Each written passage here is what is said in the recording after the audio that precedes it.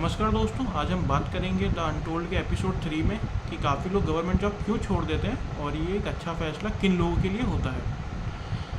तो जो भी मैं बातें इसमें कर रहा हूँ वो मेरे 3.5 साल के एक्सपीरियंस के आधार पे हैं और हो सकता है कि इससे ज़्यादा भी पॉइंट्स आपके पास अवेलेबल हों। जो पॉइंट्स मुझे समझ में आए मैं उन पॉइंट्स को आपके साथ इस वीडियो में शेयर कर रहा हूँ। तो चलिए सबसे पहले पॉइंट पे हम बात करते हैं, वो होता है जॉब छोड़ने का अपॉर्चुनिटी कॉस्ट। जब भी हम किसी भी ग्रेजुएशन करने के बाद गवर्नमेंट जॉब को ज्वाइन करते हैं तो उसमें एक पीरियड हो सकता है बीच में जहाँ पे हमने कुछ पार्ट टाइम अर्न करने के लिए कुछ और काम किया हो सकता है कि वो एक कोचिंग पढ़ाना, हो सकता है वो एक यूट्यूब चैनल खोलना, या हो सकता है कि वो एक बिज़नेस करना भी हो सकता है। तो जब हम उसे छोड़ के गवर्नमेंट जॉब में आते हैं तो यहाँ का वर्क एनवायरनमेंट और जहाँ से हमारे वहाँ के एनवायरनमेंट में हम इस चीज़ को हमेशा कैलकुलेट करते रहते हैं कि क्या मैं यहाँ पे अच्छा कर रहा हूँ या जहाँ से मैं आ रहा हूँ वहाँ पे मैं अच्छा कर रहा होता, क्योंकि वहाँ के ग्रोथ एस्पेक्ट और यहाँ के ग्रोथ एस्पेक्ट में बहुत ज़्यादा फ़र्क आ जाता है। क्योंकि चीज़ें वहाँ पे आपके कंट्रोल में होती हैं और यहाँ पे चीज़ें आपके हाथ में नहीं होती। इतना बड़ा डिपार्टमेंट है कि ये डायरेक्शन और रेगुलेशंस काफ़ी ऊपर से आती हैं, तो आपके हाथ में नहीं होता और आपको पता भी नहीं होता है कि आने वाले टाइम में क्या क्या चीज़ें हो सकती हैं। दूसरा इशू आता है कि हो सकता है कि वहाँ पे आपको सेटिस्फेक्शन ज़्यादा मिल रहा हो क्योंकि वहाँ पे चीज़ें आप पे डिपेंडेंट थी। गवर्नमेंट जॉब में ऐसा नहीं होता। यहाँ पे हायरार्की इतनी बड़ी होती है कि सेटिस्फेक्शन मिल पाना बड़ा मुश्किल होता है आपको अपने काम से या आपको डिपार्टमेंट के रूल्स और रेगुलेशन से। तो एक और फैक्टर ये होता है अपॉर्चुनिटी कॉस्ट में ही कि हो सकता है कि आपकी नौकरी साउथ में लग जाए या ईस्ट में लग जाए, जहाँ पे आपका आने जाने रहने और वहाँ पे सोशली एडजस्ट करने का ही प्रॉब्लम आ जाए। तो उस केस में भी काफ़ी लोग गवर्नमेंट जॉब छोड़ देते हैं और वो चाहते हैं कि वो अपने घर के पास रहें और वो अपने घर के पास ही कुछ अलग अच्छे तरीके से कर पाएँ। तो पहला पॉइंट तो हो गया अपॉर्चुनिटी कॉस्ट।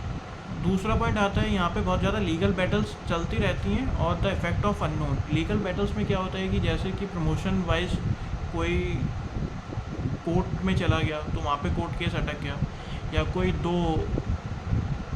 ग्रुप्स आपस में अपने प्रमोशन को लेके लड़ रहे हैं तो उससे हो क्या रहा है कि उससे 3-4 साल तक प्रमोशन ही नहीं हो पा रहा है, डीपीसी नहीं हो पा रही है। तो यहाँ पे कोर्ट का हमेशा रहता है इशू।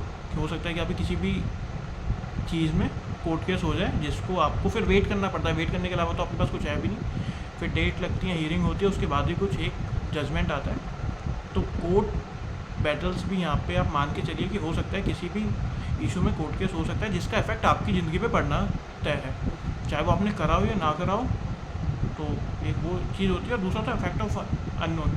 इफेक्ट ऑफ अननोन क्या होता है कि जैसे कि आप जैसे डिपार्टमेंट में आए, आपको पता था कि 3 साल में प्रमोशन होने वाला है, पर जैसे आप डिपार्टमेंट में आए तो आपको पता चलता है कि डिपार्टमेंट ने आपके डेजिग्नेशन पे 3 साल का प्रमोशन की जगह 10 साल का प्रमोशन कर दिया। तो इसमें आप कुछ कर भी नहीं सकते हैं, आप किसी से जाके बात भी नहीं कर सकते। बात इन द सेंस कि अब आपको तो पता नहीं ना कि 3 साल में जो प्रमोशन हो रहा था वो 10 साल में प्रमोशन क्यों हो रहा है। ऐसा 3 साल में लोग क्या नहीं सीख पा रहे थे जो 10 साल में सीख जाएंगे।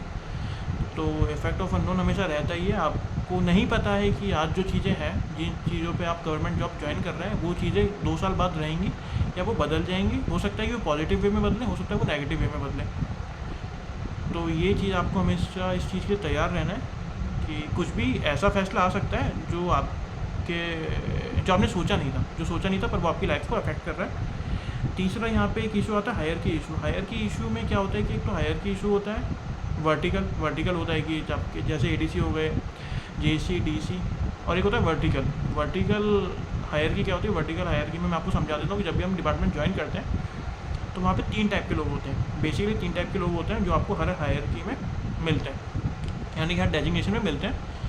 तो ये मेरा बाइफर्केशन हो सकता है कि आपका बाइफर्केशन या रेशो कुछ अलग हो। जो मैंने फील किया वो मैंने ये फील किया है कि अगर किसी डेजिग्नेशन पे 100 लोग हैं, 100 पीपल हैं, तो उसमें से 20% लोग कुछ काम नहीं करते, यानी कि बस वो एक लाइबिलिटी है डिपार्टमेंट के ऊपर। वो सर्वाइव कैसे कर रहे हैं मुझे तो ये भी नहीं पता कि वो why they are surviving, like वो कुछ करे भी नहीं सर्वाइव कर रहे हैं। बाकी जो 60% लोग होते हैं वो एवरेज है, ना वो लाइबिलिटी है ना वो एसेट है डिपार्टमेंट के लिए। और बाकी जो 20% है वो एसेट है, वो अपना मोर देन सैलरी दे रहे हैं, यानी कि जितनी सैलरी वो पा रहे हैं उससे ज़्यादा वो डिपार्टमेंट को दे रहे हैं। एवरेज का क्या, जितनी सैलरी वो ले रहे हैं उतना ही वो काम डिपार्टमेंट को करके दे रहे हैं। और 20% लोग जो लाइबिलिटी है वो जस्टिफाई नहीं कर पा रहे हैं, वो कुछ नहीं कर पा रहे हैं, पर वो डिपार्टमेंट में सर्वाइव कर रहे हैं on the basis of what आपको नहीं पता होता है। तो ये वाला ब्रेकअप मुझे लगा कि डिपार्टमेंट में ऐसा ब्रेकअप है और इसलिए 56J गवर्नमेंट लाई थी ताकि हम जो काम नहीं कर रहे उसे बाहर निकालें, ताकि जो अच्छे लोग हैं उससे डिपार्टमेंट का जो रनिंग है वो स्मूथ हो पाए। एक और चीज़ होता है कि हायरकी इतनी बड़ी होती है डिपार्टमेंट में कि हम बहुत ज़्यादा पॉइंट्स पे सेटल नहीं कर पाते यानी कि आपके हायरकी में 4-5 लोग हैं और 4-5 लोगों का अलग अलग अपना एक्सपीरियंस है और अपनी ट्रेनिंग है। उस आधार पे होता क्या है कि जो आप सोच रहे हो वो आप हो सकता है कि आपका सीनियर ना सोच रहा हो, जो आपका सीनियर सोच रहा हो सकता है कि आपका उसका अपर सीनियर वो ऐसा ना सोच रहा हो। तो एक कॉमन पॉइंट पे आना बड़ा डिफ़िकल्ट होता है। काफ़ी लोग आ जाते हैं क्योंकि बॉस इज़ ऑलवेज राइट, ये वाला कॉन्सेप्ट तो मेरे साथ चलता है कि जो भी बॉस ने कह दिया वो सही है, चाहे वो सही हो भी या ना हो। तो ये वाला इशू भी रहता है कि जो आप काफ़ी बार ऐसा होता है कि आप जो करना चाहते हो, जो आपको समझ में आया, चीज़ें वैसे काम नहीं करती हैं। ऊपर से जैसे ऑर्डर आते हैं चीज़ें वैसे काम करती हैं। और एक और चीज़ यहाँ पे ये होती है कि आपके ट्रांसफ़र और पोस्टिंग इतने फ्रीक्वेंट होते हैं कि आपको काम समझ में आता है, इतने में आपका ट्रांसफ़र हो जाता है। यानी कि जैसे आप किसी ब्रांच में पेंडेंसी बहुत ज़्यादा है, यानी कि पेंडेंसी इन द सेंस कि कोई पहले जो आपसे था वो बंदा था जो काम नहीं करता था, तो उसकी वजह से हुआ क्या कि बहुत ज़्यादा चीज़ें मिसप्लेस हो गई या फिर उतनी अच्छी तरीके से हैंडल नहीं हो पाई। तो उस चक्कर में आप वहाँ पे जाते हैं और आप दूसरे का होमवर्क कर रहे हैं, यानी कि आप अपना जो टाइम में आपको काम करना है वो तो कर ही रहे हैं और आप पुरानी वाली चीज़ों को भी सुधार रहे हैं। यानी कि ऐसा ही है जैसे कि आप किसी दूसरे का होमवर्क कर रहे हैं, बिल्कुल, यानी कि आप किसी दूसरे का होमवर्क कर रहे हैं जिसका आपको कुछ बेनिफिट तो ऐसा मिलने वाला नहीं है। अगर आप बहुत अच्छा काम करके आए किसी ब्रांच में, तो ज़रूरी नहीं है कि आप जिस ब्रांच में जा रहे हैं वहाँ पे भी आपको वैसा ही कोई इतना परफेक्ट या इतना मेंटेन काम मिले। तो ये वाला चीज़ें आप चीज़ों को ठीक करते ही रहेंगे अगर आपके फ्रीक्वेंट ट्रांसफ़र होते हैं। एक और होता है यहाँ पे कि क्रेडिट टेकर्स बहुत ज़्यादा होते हैं। क्रेडिट टेकर्स यानी कि हायर कितनी बड़ी है, अगर किसी ने भी अच्छा काम किया तो आपको पता नहीं चलेगा कि किसका क्रेडिट में हमें ये चीज़ डालनी चाहिए। और तो इससे होता क्या है कि जो भी हायरकी में जिसे भी क्रेडिट चाहिए वो ले लेता है। जनरली जो अपर लोग होते हैं वो क्रेडिट ले लेते हैं। और तो ये भी एक डीमेरिट है जो मुझे लगता है कि डिपार्टमेंट में है, जितना क्रेडिट रैंक वाइज या डेजिग्नेशन वाइज मिलना चाहिए लोगों को नहीं मिल पाता। और यही इसका अपोजिट होता है क्या कि अपोजिट में अगर आपने कुछ गलती कर दिया तो फिर वहाँ पे लोग नहीं लेते हैं क्रेडिट, वहाँ पे फिर बाकी जो भी लोग हैं उन्हें दे दिया जाता है। बाकी एक और चीज़ आती है कि जो दिवाली बोनस और ऑनरेरियम मिलता है वो सभी लोगों को बराबर मिलता है। यानी कि जो 20% लोग हैं लाइबिलिटी जो बिल्कुल काम नहीं कर रहे हैं और जो 20% एसेट हैं डिपार्टमेंट के लिए, तो उन दोनों को बराबर डिपार्टमेंट ट्रीट करता है। उनको सारे सैलरी इक्वल मिलती है, सारे बेनिफिट उनको सेम मिलते हैं। तो ऐसा कोई बाइफर्केशन नहीं करता है डिपार्टमेंट अपने एक अच्छे लोगों के प्रति और एक जो इतना अच्छा काम नहीं कर रहे हैं उनके प्रति।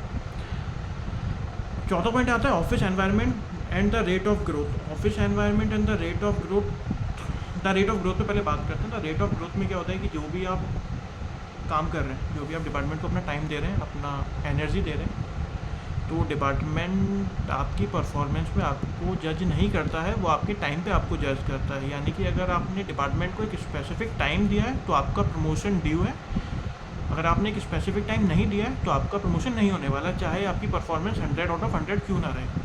तो जो हमारा प्रमोशन का क्राइटेरिया गवर्नमेंट डिपार्टमेंट में रहता है वो टाइम बेसिस पे है, परफॉर्मेंस बेसिस पे नहीं है। यानी कि अगर आप डिपार्टमेंट में आके अपना टाइम किल भी करते हैं तो आपका प्रमोशन जनरली हो जाएगा। ऐसा नहीं है कि आपको एक स्पेसिफिक टाइम के बाद प्रमोशन ना मिले। टाइम बेस जो भी हमारा प्रमोशन या ग्रोथ है वो टाइम बेस है, उसमें अपने वो परफॉर्मेंस आपकी क्या है वो बहुत ज़्यादा मायने नहीं रखती है। All are treated equally on the basis of their time. आपने जितना टाइम दिया है उस हिसाब से आपको डिपार्टमेंट प्रमोशन और जो भी अदर बेनिफिट है वो दे देता है। तो ये भी है। और बाकी ऑफिस एनवायरनमेंट डिपेंड करता है कि ऑफिस में काम करने वाले लोग कैसे हैं। जैसा कि मैंने बताया कि अगर आप अपने 20% लोगों के साथ काम कर रहे हैं, डिपार्टमेंट के लिए एसेट की तरह है, तो उनसे आप काफ़ी कुछ सीखते हैं। अगर आप उनके साथ काम कर रहे हैं जो लाइबिलिटी है, तो फिर आपका भी मन नहीं करता है काम करने का डिपार्टमेंट में। आपको भी लगता है कि अगर ये कुछ नहीं कर रहा है तो इससे एक नेगेटिव अप्रोच, एक नेगेटिव एनवायरनमेंट हो जाता है कि आप देखते हैं कि कुछ लोग डिपार्टमेंट में कुछ नहीं कर रहे हैं और डिपार्टमेंट उनको निकाल भी नहीं पा रहा है। का मैं बताता हूँ कि डिपार्टमेंट क्यों नहीं निकाल पाता है। क्योंकि हमारे इतने ज़्यादा फ्रीक्वेंट ट्रांसफ़र होते हैं कि कोई भी इस चीज़ को अपने ऊपर नहीं लेना चाहता है कि मैंने किसी को निकाल के उसके परिवार के साथ अच्छा नहीं किया। बेनिफिट तो सभी को मिलेगा। अगर आप किसी ऐसे बंदे को डिपार्टमेंट से निकालते हैं 56J में या किसी में भी जो काम नहीं कर रहा था, तो इसका फ़ायदा तो पूरे डिपार्टमेंट को मिलेगा। पर अगर जो उसका फैमिली का ये है, ये जो आपको रिग्रेट रहेगा कि मैंने उसकी फैमिली पे जो फ़र्क जाएगा निकालने के बाद वो मेरे ऊपर आएगा। तो इस वजह से भी काफ़ी लोग इस वाले से बचना चाहते हैं कि वो किसी का बुरा ना करे, इन द सेंस उसे नौकरी से निकाल के। तो इसलिए काफ़ी लोग डिपार्टमेंट में रहते हैं।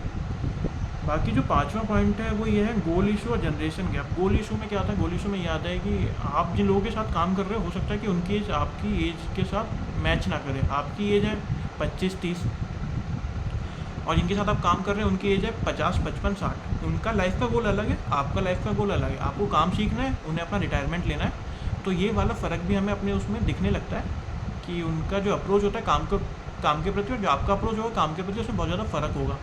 वो अपने दूसरे रिटायरमेंट की प्लानिंग में लग चुके हैं। उन्हें ये देखना है कि उनका रिटायरमेंट के बाद क्या करना है और कहाँ कैसे रहना है। आपके गोल अलग है, आपको ये देखना है कि आपको डिपार्टमेंट में अगले 30 साल कैसे काटने हैं। जो ये एज गैप और ये जनरेशन गैप आता है, ये भी मुझे लगता है कि ये डिपार्टमेंट में बहुत ज़्यादा इफेक्ट करता है। तो इससे भी लोग काफ़ी ज़्यादा वो रहते हैं। क्रिएटिविटी का भी इशू आता है कि यहाँ पे आपकी क्रिएटिविटी के लिए कोई जगह नहीं है, आप बहुत ज़्यादा क्रिएटिविटी कर भी नहीं सकते हैं। यहाँ पे एक जनरल आपको नोटिंग ड्राफ्टिंग करनी होती है। बहुत ज़्यादा मोनोटोनस काम रहता है डिपार्टमेंट में, क्योंकि हर हायरकी पे सेम ही काम हो रहा है। तो ये भी एक वजह है कि काफ़ी लोग इसे छोड़ देते हैं, जो थोड़े से क्रिएटिव होते हैं। वो गवर्नमेंट जॉब में अपने आप को बहुत ज़्यादा फिट नहीं महसूस कर पाते और उन्हें लगता है कि वो यहाँ पे अपना टाइम वेस्ट कर रहे हैं। तो ये क्रिएटिविटी वाला इशू भी एक बहुत बड़ा इशू है। तो जब आप डिपार्टमेंट ज्वाइन करते हैं तो आपको लगता है कि बहुत सारे लोग अपने फुल पोटेंशियल देने के बावजूद भी बहुत अच्छा रिवॉर्ड या रिगार्ड नहीं पा रहे हैं।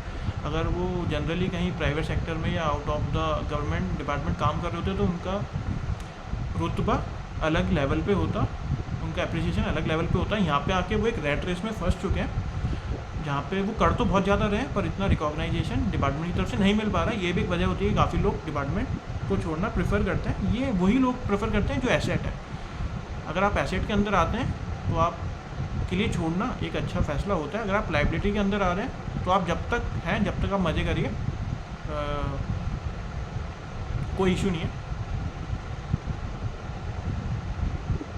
तो कई बार ऐसा होता है कि हमें लगता है कि हम अपना बहुत ज़्यादा इन्वॉल्वमेंट डिपार्टमेंट को देकर उसमें बहुत ज़्यादा चेंजेस कर पाते हैं। तो ऐसा जनरली नहीं होता है।